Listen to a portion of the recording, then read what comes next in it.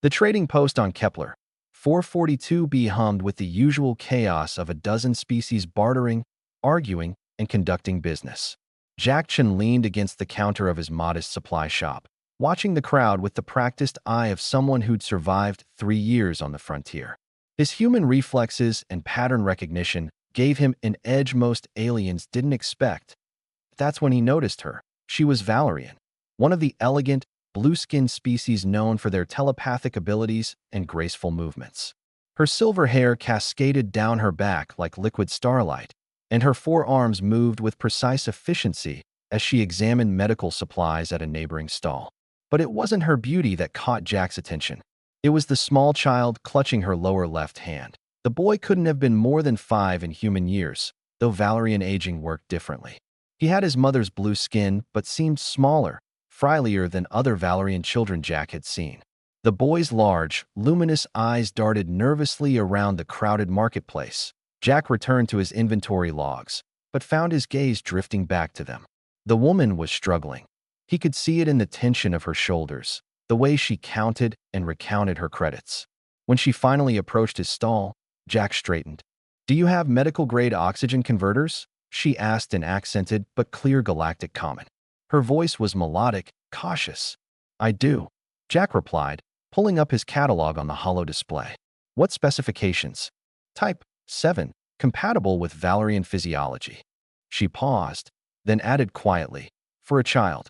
Jack noticed the boy peeking from behind her, those enormous eyes fixed on him with unsettling intensity. He pulled up the pricing. "I have 2 in stock. They're 340 credits each." Her face fell almost imperceptibly. I only have 290. Jack had been in the frontier long enough to recognize desperation. He'd also been human long enough to know when protocol could take a back seat to decency. "Tell you what," he said, modifying the display. "I've got a slightly older model. Functionally identical, just last year's design. I can let it go for 285. It was a lie. The converter he'd show her would be current stock. But some things mattered more than profit margins. Her eyes widened with surprise and gratitude. "Thank you. That's very kind." As she processed the payment, the small boy suddenly darted forward, moving with surprising speed to tug on Jack's sleeve. Before his mother could stop him, the child stood on his toes and whispered directly into Jack's ear. "My mom likes you. Please be my dad. Human." Jack froze, his eyes going wide. The boy's mother gasped, her blue skin deepening to almost purple with what could only be embarrassment. She immediately pulled her son back, apologizing profusely in rapid Valerian before switching to common. "I am so sorry. Kale, you cannot." She looked mortified. "Please forgive him. He's just a child, and he doesn't understand." "It's okay," Jack said, though his heart was hammering. He crouched down to the boy's level. "Hey there, Kale. That's quite a thing to say to someone you just met." The boy looked at him with complete sincerity. "But you're nice. You helped Mom. And you smell like cinnamon. Valorians like cinnamon." Jack couldn't help but smile. "I had cinnamon tea this morning. You've got a good nose, kid." The mother, she still hadn't introduced herself, was gathering her purchase hurriedly. "We should go. Thank you again for your kindness." "Wait," Jack said, standing. "I didn't catch your name."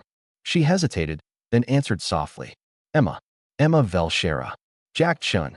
He extended his hand in the human custom, then remembered himself and offered the traditional Valerian gesture. Palms up, fingers spread. She touched her palms to his, and he felt a brief, warm tingle of telepathic contact. Not intrusive, just acknowledgement.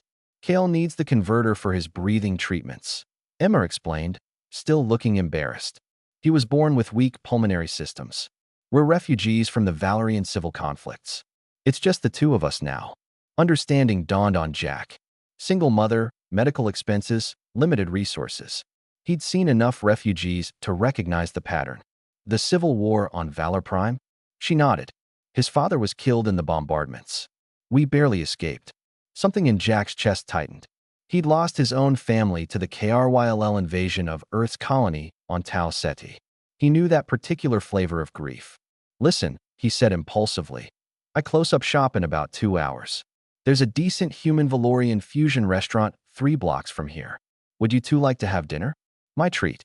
No strings attached, just Seemed like Kale and I started off on an interesting foot, and I'd like to get to know you both better. Emma stared at him, her telepathic senses probably scanning for deception or ulterior motives. Jack kept his thoughts as open and honest as he could. Not that he could hide much from a telepath anyway. You barely know us, she said carefully. True, Jack admitted. But your son just asked me to be his dad. Seems like we should at least share a meal before I consider such a serious proposal.